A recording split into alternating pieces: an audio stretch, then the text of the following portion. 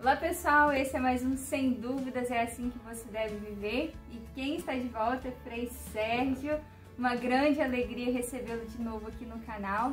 E para vocês ainda mais, gente, no último vídeo que ele falou aqui para nós sobre a virtude da temperança, quanto alimento sólido, quanto alimento rico, enquanto eu estava ali por trás das câmeras dessa vez, né? Quanto que eu estava ali me alimentando, sendo formada. Então hoje ele vai estar falando para nós sobre a virtude teologal da fé. E com certeza também hoje, né, Frei, será um conteúdo muito maravilhoso. Então eu te convido a permanecer aí até o final do vídeo. Tudo bem. Então vamos juntos partilhar a nossa fé. Isso aí. Então agora te deixo mais uma vez com o Frei Sérgio. Bom proveito e abre seu coração e a sua inteligência também para essa formação.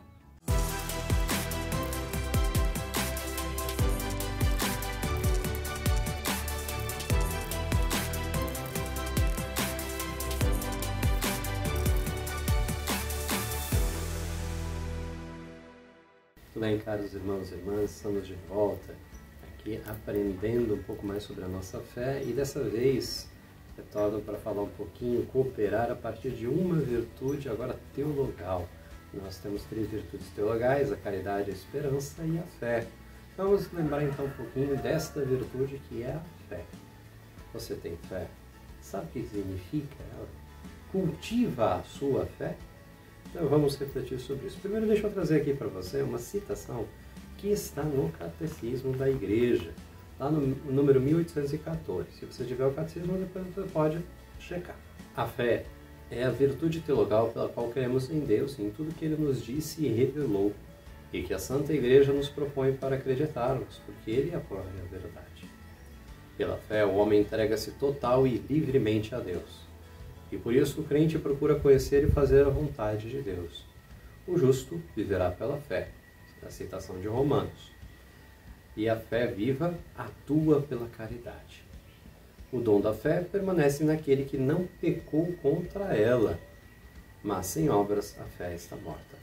Privada da esperança e do amor, a fé não une plenamente o fiel a Cristo, nem faz dele o membro vivo do seu corpo. O discípulo de Cristo não somente deve guardar a fé e viver dela, como professá-la, dar firme testemunho dela e propagá-la. Todos devem estar dispostos a confessar Cristo diante dos homens e segui-lo no caminho da cruz, no meio das perseguições que nunca faltam à igreja. Então agora vamos pensar um pouquinho. Primeiro, a fé. Qual o objeto da nossa fé? O objeto da fé é Deus. É Ele, né? Crer em Deus. Né, a adesão a Deus e a verdade que Ele nos transmitiu por meio de sua igreja. Né, como nós ouvimos ali, né, nos diz que Cristo é a verdade. Ele mesmo assim o disse. Sou o caminho, a verdade e a vida. Então nós somos chamados a abraçar essa mesma verdade. A verdade da existência de Deus, a verdade da palavra que Ele nos deixou, o seu ensinamento que a igreja transmite, e também uma adesão à fé no sentido de confiança em Deus, aderir a Deus, abandonar-nos em suas mãos. Agora, como nós devemos viver, cultivar, o que se trata esse dom? Primeiro, como dom é importante, né? É um dom sobrenatural. É um dom sobrenatural. Justamente porque é o que nos vincula a Deus de forma mais direta. De forma especial, as 3 virtudes teologais recebem esse nome porque estão primariamente vinculadas à nossa adesão a Deus, ao nosso seguimento a Deus, e dele recebemos essas graças, esses dons, da fé, da esperança e da caridade, do amor.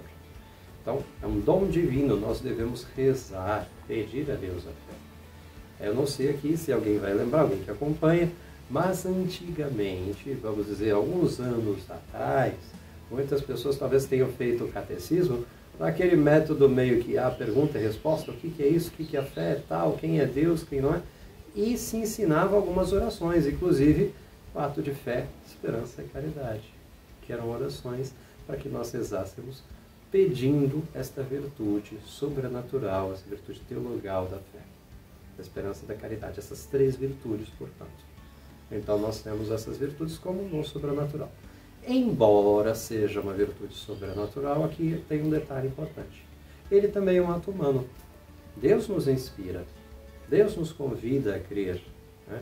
Assim como no Evangelho, Cristo passava, né, nas cidades, chamava, convidava, mas a adesão é um ato livre e humano. Deus não força nada. Ele te dá a graça, te inspira a tal.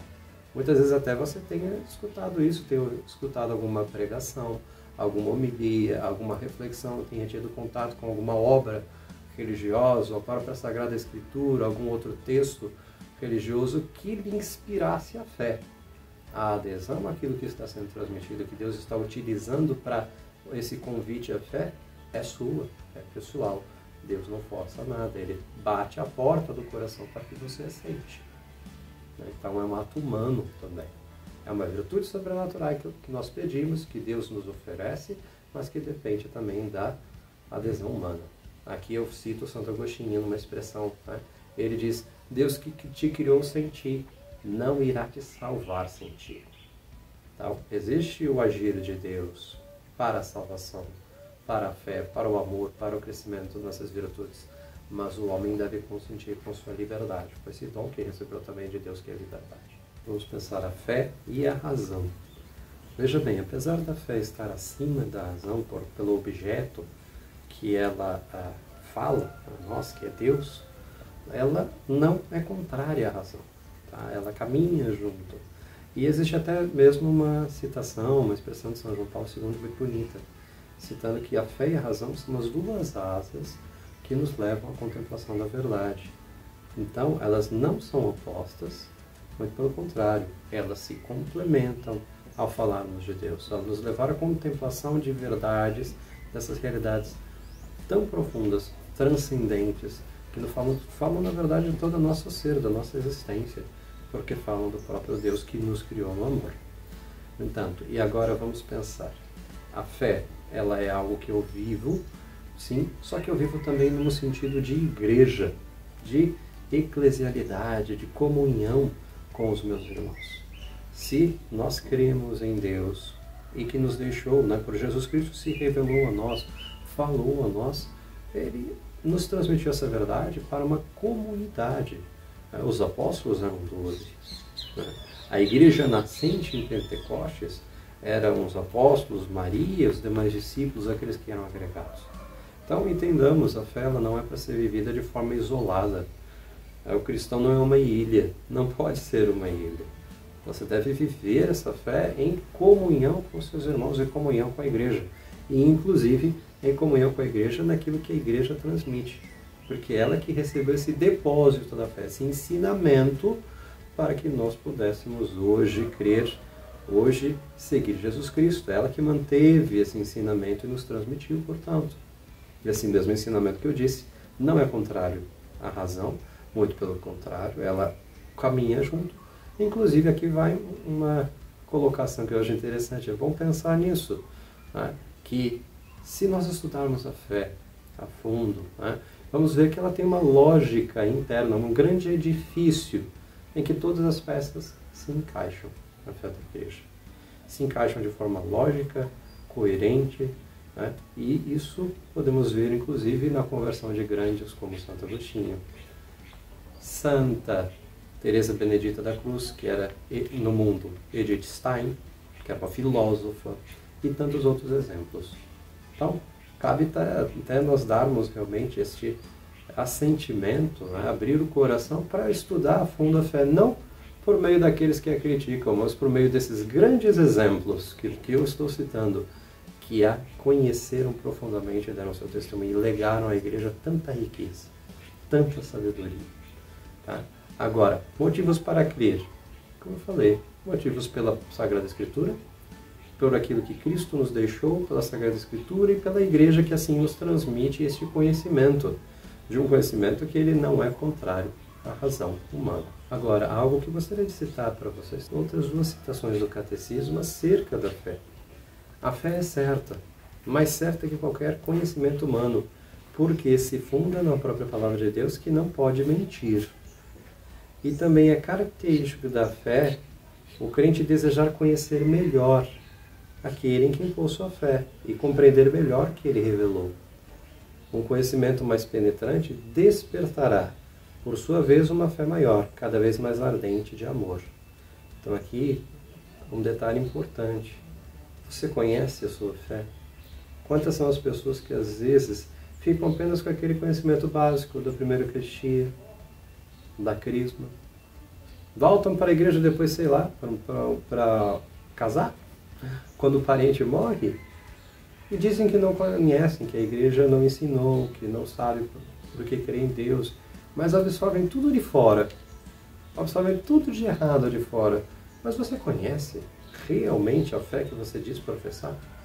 É preciso conhecer. Então se acerque a Escritura, se acerque ao Catecismo da Igreja, se acerque ao ensinamento da Igreja nos seus documentos e também no exemplo dos santos. Eles são um grande exemplo de fé para nós, de seguimento.